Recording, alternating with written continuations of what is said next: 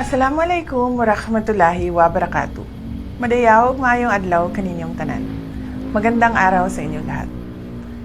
Ang bawat batang Pilipino ay may karapatang lumaki ng ligtas, may dangal, at puno ng pangarap.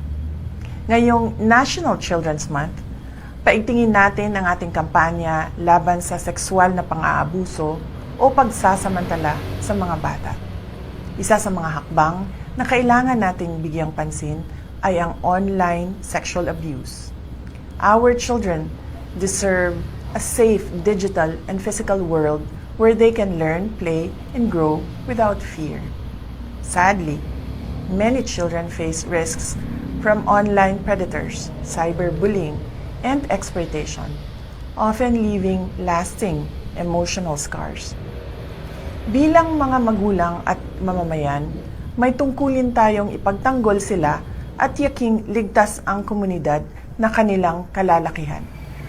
Huwag nating hayaan na malagay sa panganib ang buhay, dangal at kinabukasan ng ating mga anak. To ensure their safety, let us bridge digital safety gaps, empower parents and caregivers with tools to guide safe internet use, and strengthen family values to protect our youth.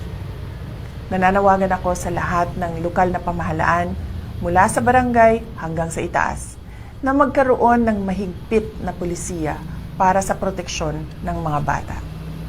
Kailangang mabilis at malinaw ang proseso ng reporting, response, at mga susunod na importanteng hakbang. Itaguyo din natin ang aktibong paglahok ng mga bata sa ating kampanya upang matiyak na napakikinggan ang kanilang mga saloobin sa mga usaping may kinalaman sa kanila, online man o offline. Ang kapalaran ng bawat bata ay kapalaran rin ng ating bansa. Mahalin natin ang Pilipinas para sa Diyos sa bayan at sa bawat pamilyang Pilipino. Syukran.